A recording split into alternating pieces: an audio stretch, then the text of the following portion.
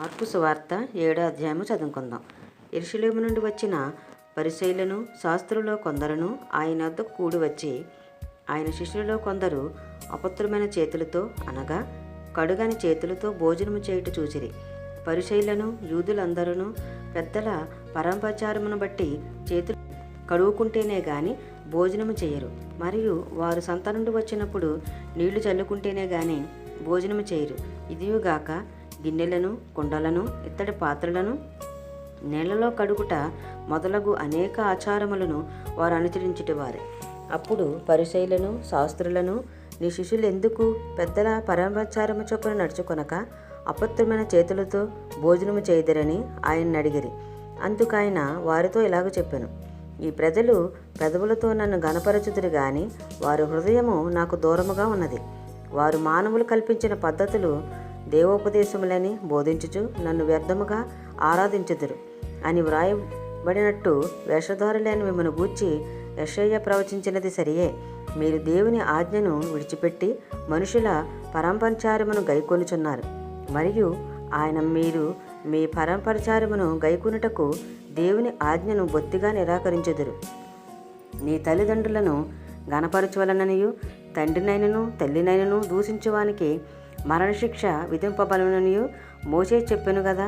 అయినను మీరు ఒకడు తన తండ్రినైనను తల్లినైనను చూచి, నా వలన నీకు ప్రయోజనమగినది ఏదో అది కోర్బాను అనగా దేవార్పితమని చెప్పిన యెడల తన తండ్రికైనను తల్లికైనను వారిని ఏమీ చేయనీయక మీరు నియమించిన మీ పరమాచారముల వలన దేవుని వాక్యమును నిరర్ధకము చేయుదురు. ఇటువంటివి అనేకములు మీరు చేయుదురని చెప్పాను. అప్పుడైన జనసమూహమును మరలా తన యొద్దకు పిలిచి, మీరందరూ నా మాట విని గ్రహించుడి. వెలుపల నుండి లోపలికి పోయి మనుష్యుని అపవిత్రునిగా చేయగలిగినది ఏదియూ లేదు, గాని లోపల నుండి బయలు వెళ్ళినవే మనుషుని అపవిత్రునిగా చేయుననెను.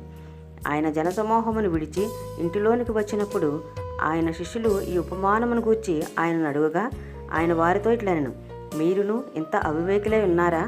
వెలుపల నుండి మనుషుని లోపలికి పోయినది ఏదియు వాని అపవిత్రునిగా చేయజాలదని మీరు గ్రహింపకున్నారా? అది వాని హృదయములో ప్రవేశింపక కడుపులోనే ప్రవేశించి బహిర్భూమిలో విడవబడును.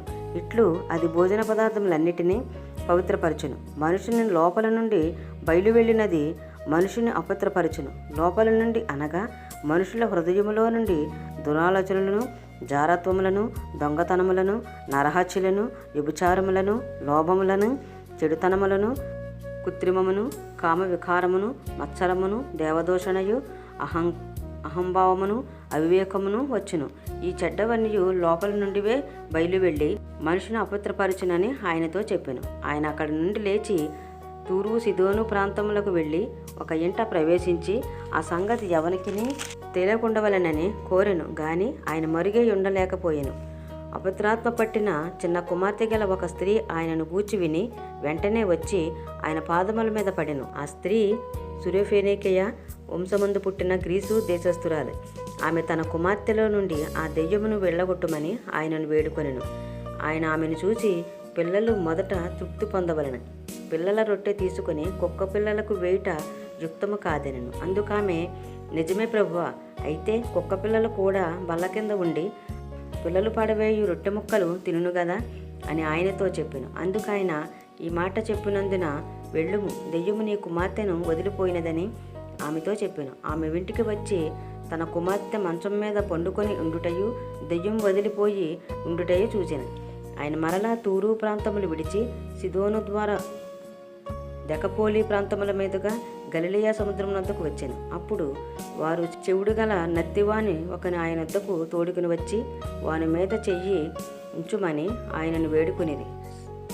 సమూహములో నుండి ఆయన వానిని ఏకాంతమునకు తోడుకొని పోయి వాని చెవులలో తన వేళ్లు పెట్టి ఉమ్ము వేసి వాని నాలుక ముట్టి ఆకాశం వైపు కన్నులెత్తి నిట్టూర్పు విడిచి ఎఫాతా అని వానితో చెప్పాను. ఆ మాటకు తెరవబడునమని అర్థము. అంతటా వాని చెవులు తెరవబడెను. వారి నాలుక నరము సడలి వాడు తేటగా మాటలాడుచుండెను. అప్పుడు ఆయన ఇది ఎవరితోనూ చెప్పవద్దని వారికి ఆజ్ఞాపించెను. అయితే ఆయన చెప్పవద్దని వారికి ఆజ్ఞాపించిన కొలది వారు మరీ ఎక్కువగా దాన్ని ప్రసిద్ధి చేయుచు, ఈయన సమస్తము బాగుగా చేసి ఉన్నాడు, చెవిటివారు వినున్నట్లుగాను మూగవారు మాట్లాడినట్టుగాను చేయుచున్నాడని చెప్పుకొని అపరిమితముగా ఆశ్చర్యపడిరి.